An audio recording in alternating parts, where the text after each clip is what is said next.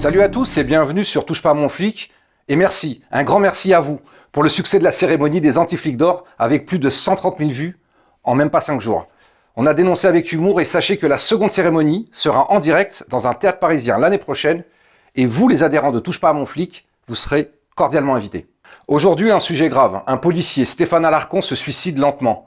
Il a entamé une grève de la faim depuis le 6 décembre 2021. Près de 3 mois, il a perdu 18 kilos. Une grève de la faim, on ne la fait pas sur un coup de tête. Il a mis sa vie en danger pour dire stop, stop à un harcèlement qui dure depuis près de 14 ans. J'ai également fait l'objet d'un harcèlement comme beaucoup de policiers. J'avais eu le malheur de dénoncer l'ancien commissaire départemental de la police aux frontières de Nice.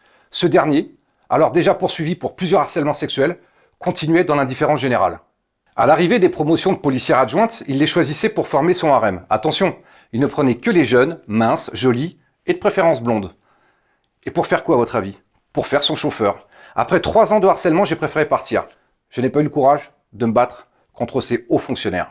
On s'est donc rendu chez Stéphane, nous avons coupé les scènes où il s'est effondré en larmes à sa demande, par pudeur. Sa famille et ses enfants souffrent, mais il veut aller jusqu'au bout. Il n'a pas choisi de se mettre une balle dans la tête comme 14 de nos collègues depuis le début de l'année. Son suicide est lent et personne ne bouge. Nous demandons en urgence d'être reçus par M. Darmanin, nous le syndicat France Police, policiers en colère. Le dossier de harcèlement, nous l'avons, les preuves sont flagrantes et caractérisées. Écoutez-le. On se retrouve sur ma chaîne YouTube Touche pas à mon flic. Je me suis déplacé à Toulon voir Stéphane. Vous avez dû entendre parler de l'affaire. Stéphane est en grève de la faim depuis le 6 décembre. C'est un policier qui est harcelé depuis 14 ans. Donc je me suis déplacé à Toulon. Bonjour Stéphane. Bonjour Bruno. Voilà, tu vas nous parler de ce qui t'arrive. Ce qui t'arrive, ça arrive à beaucoup de policiers. Et toi, tu fais le choix de faire une grève de la faim parce que tu dis stop, ça suffit. C'est ça.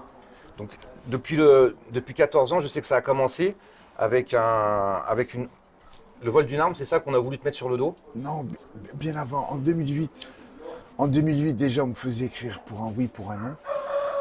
Un commandant s'était permis de me faire un rapport de 3 pages, comme quoi que je n'avais rien à faire dans la police. Et en fait, on s'est rendu compte que j'étais pas là. Je ne travaillais pas ce jour-là. J'ai demandé par ma voie hiérarchique à ce que ce commandant rende des comptes. Il n'a jamais rendu de compte. Et ces rapports, tout ça, tu les as entre tes mains? J'ai tout. D'accord. Donc, ce que je disais tout à l'heure, c'est que ce qui est bizarre, c'est que énormément de policiers, moi j'ai vécu ce que tu vis, sauf que moi j'ai pas eu ton courage. Alors même si c'est du courage, je voudrais te dire d'aller manger là tout de suite et d'arrêter parce que je sais que tu es en danger de mort aujourd'hui. Pourquoi toi tu t'étais vraiment au bout? Qu'est-ce qui fait que tu te dis bon maintenant ça suffit, stop, et que tu prends ce chemin radical pour dire maintenant stop? J'ai pris ce chemin radical par rapport à l'inaction de ce qui se passait dans le département du Var. Parce que c'est spécifique au Var. Moi, on a eu plein de collègues qui nous disent que là, j'ai eu 80 collègues apparemment qui ont voulu carrément arrêter, enfin, qui ont fait la grève du zèle, des choses comme ça, parce qu'apparemment dans le Var, ça a l'air assez particulier. C'est particulier. En fait, quand on en a après toi, on ne te lâche plus. Voilà. Après, en 2010, j'ai été délégué syndical. Et comme je dénonçais tout ce qui n'allait pas, ouvertement, 15 jours avant, en réunion avec 2 collègues, le DDSP me dit « Monsieur Alarcon, ça sera les Baumettes ou la Farlède. C'est 2 prisons qui sont pas loin d'ici. » Ça, on te l'a dit textuellement, il y a des témoins ou pas? Bien sûr, j'ai mon collègue qui est là, que tu as vu tout à l'heure, il est témoin, il était avec moi dans le bureau quand le directeur me le dit. Et 15 jours après, perquisition placard, voiture, domicile, audition IGPN X fois. Le coup des portes, on te met dans un bureau, les collègues rentrent, sortent, lui il a balancé, lui il a balancé là. D'accord. Et au bout d'un moment tu te lèves, tu leur dis les gars, on va arrêter. Voilà, on va arrêter. Et la dernière audition IGPN que j'ai à Marseille, je vais avec mon portable, le post-it, le numéro de mon avocat. Je m'assois dans le bureau, je leur pose, ouvrez-moi mes droits, placez-moi en garde à vue. Et là, au bout d'un quart d'heure, monsieur Alarcon, vous pouvez rentrer chez vous. C'est bizarre, non? Non, mais ça, moi j'ai vu un peu le dossier, effectivement, il y a plein de choses qui vont pas et tu as des preuves, tu as de réelles preuves. Par exemple, 64 personnes passent les tests bac et qui 63 et toi tu es le seul qui n'arrive pas à les avoir. Alors, avec ton ancienneté de bac. Voilà, j'arrive pas à les avoir. C'est moi qui fournis la note à la DDSP du Var parce qu'on est géré par une bande de mythomanes et d'incompétents. Je le dis ouvertement, je ne vais pas m'en cacher. On le sait 4 mois avant. Mon patron le sait 4 mois avant. Mon délégué régional unité GPF le sait 4 mois avant.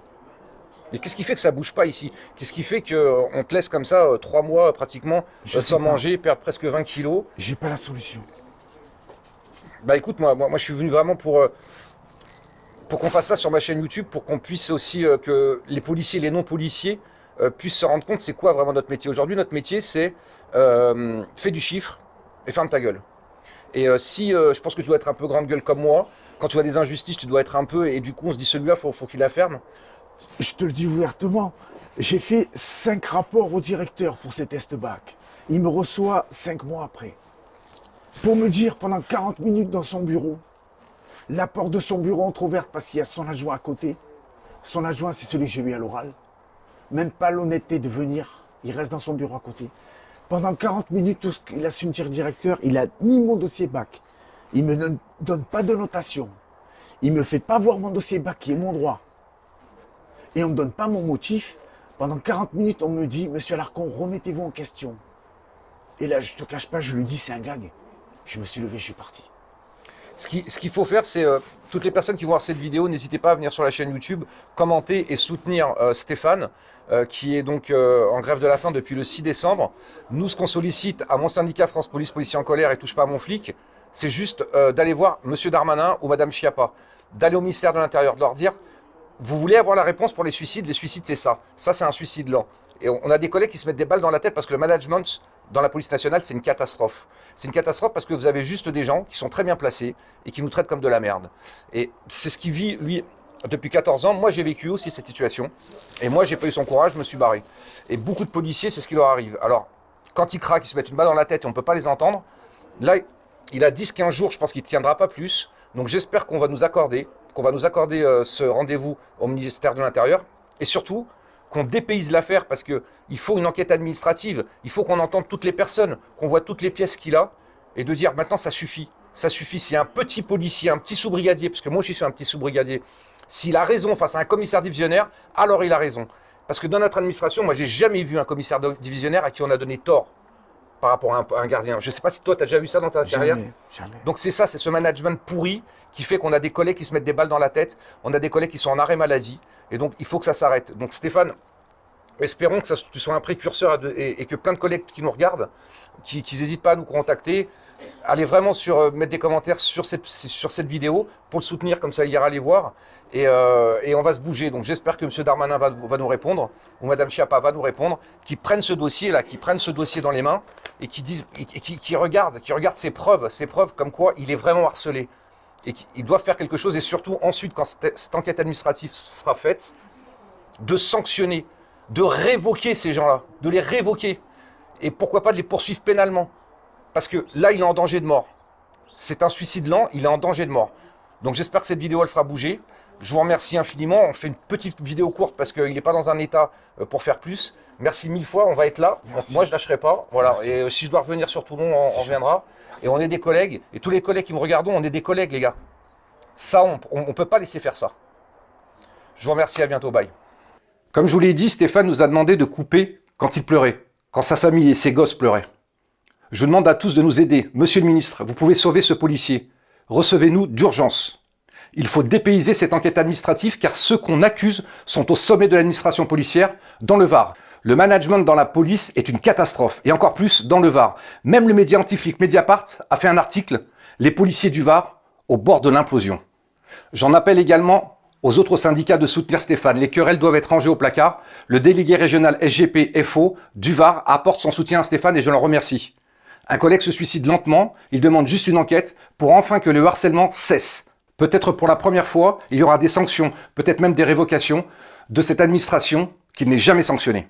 Partagez cette vidéo, faites-la tourner un maximum et abonnez-vous à cette chaîne et soutenez-nous sur touchepamonflic.com pour être adhérent ou pour faire des dons. Soutenez aussi Stéphane dans vos commentaires sur cette chaîne YouTube. Nous vous tiendrons informés de l'évolution de cette affaire sur tous nos réseaux sociaux, Facebook, Twitter, Instagram. Je vous remercie, fier d'être flic.